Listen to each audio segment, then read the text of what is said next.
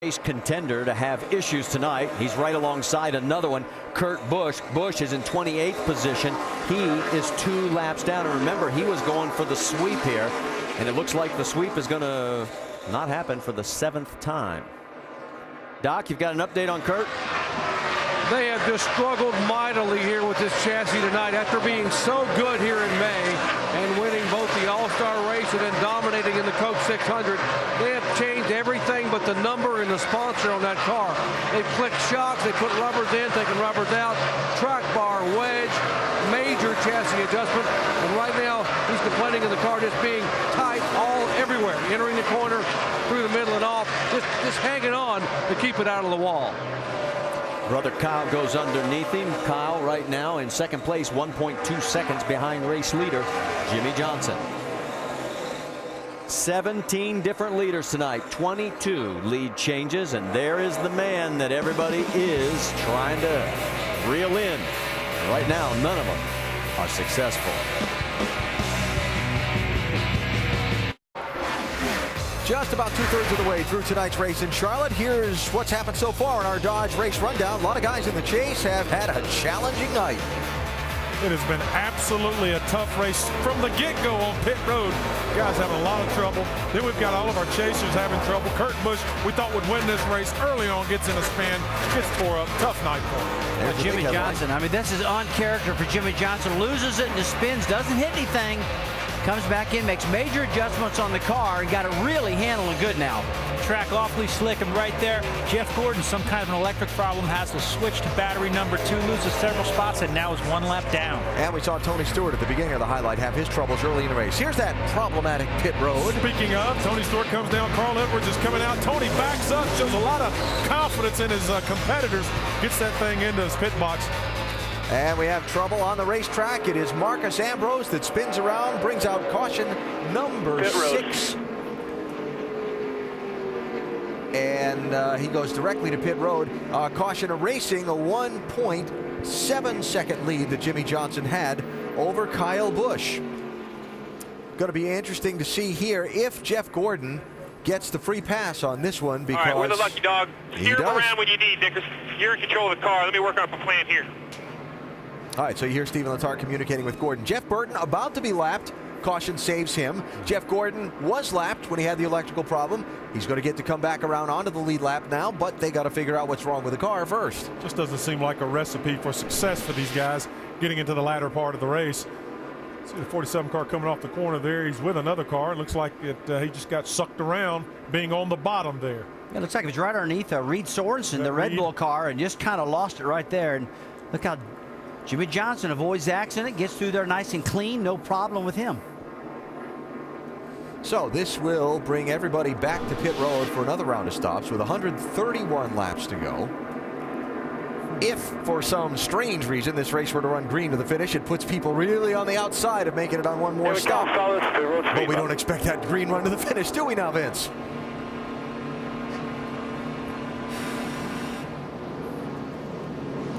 Jamie McMurray in. He says the car just keeps getting freer and freer the length of that run. They're going to put 4 fresh tires on it for him. Jamie Little. And Mark Martin says he's too tight. He needs a drink and a tear-off air pressure adjustment of 4. And then the 48 says that loves the balance. He's starting to get just a little bit tight. 4 tires, small adjustment for Jimmie Johnson, Dave. Kyle was second. They hope by taking air pressure out of the left front, putting it in the right rear, and giving him a little bit of a track bar adjustment, he can turn the center better and get better grip off. He certainly got grip going off of pit road, and he'll win the race off. A little strategy for the 16 team, a little problem for the 48. Wow, Greg Biffle picks up 9 spots. Kyle Busch has been outstanding when he's been up front. Jimmie Johnson's got a tough road to hoe coming from 5th. Yeah, Jimmie Johnson looks like he had problems on the right side of the car. Stopped, just looked real slow and carried it over 4 positions, almost a second slower than the rest of his competitors. And the scoring line, Kyle Busch clearly well out ahead of Greg Biffle and Denny Hamlin. A great restart. The restart comes up after this message and a word from our ABC station.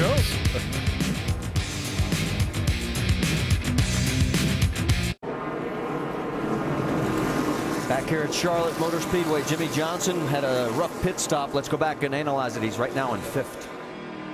Yeah, he came in the leader of the race. Make this 4-tire change. Our clock starts right there when he stops. About a 5.5 second right side is good. You can see they're just about a second off of that.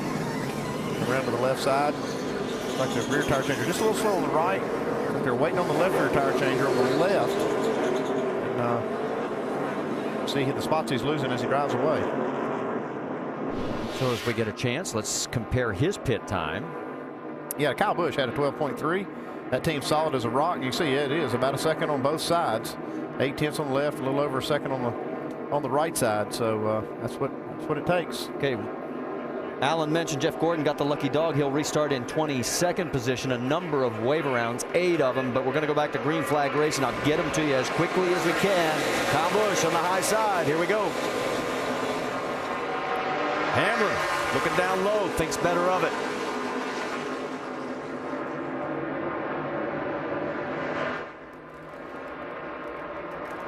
Kyle very strong again on the restart. Denny Hamlin still on that low side. Mark Martin tucks down in front of him. Looks like Jamie McMurray's car is tuned back up again. He's working high on Denny Hamlin. Big run off 4. A little bit further back, you see Joey Logano alongside with Carl Edwards. As they're side by side through the corner and still are. Now Logano pulls up and Carl tucks in behind. Here comes Hamlin underneath McMurray. McMurray got bottled up a little bit behind Mark Martin. On board with Jimmy, his view of what he sees right in front of him. Now McMurray going to go on the outside of Mark Martin in turn 1. He carries the momentum, and here comes Hamlin right along with him. Yeah, looks like they've got Jamie's car tightened back up now. See if he can make a run back to the front. I have a feeling he just had a set of tires on that car that it just didn't agree with his setup. And so that probably didn't really make much of a change and just put another set of tires on. He's back going again. Jimmy goes up to the high side, trying to pick up some momentum. There's the margin. Let's get more from pit road. Vince. Yeah, exactly. On the one car, the set of tires didn't agree. Plus, they made an air pressure adjustment at all 4 corners here that helps McMurray out immediately as he said, boy, this feels a lot better. Remember, it was 3 looses before, loose, loose, loose. He's talking with a much calmer voice. Yeah, he had a bunch of reallys in there too, didn't he, Vin? All right, let me give you the wave around since it's calmed down just for a moment. With Sadler, Keselowski, Bobby Labonte, Gordon, Carpentier, Quapple, Blaney, Gilliland. So now we're all squared away on the restart. Here we are with everybody pretty much in single file again until you get way back there in the field. And you see the 43 A.J. Allmendinger side by side with the 98 of Paul Menard. That is for 16th on the racetrack. Jeff Burton back in that group as well. He's trying to go underneath Scott Speed. And there is Jeff Gordon.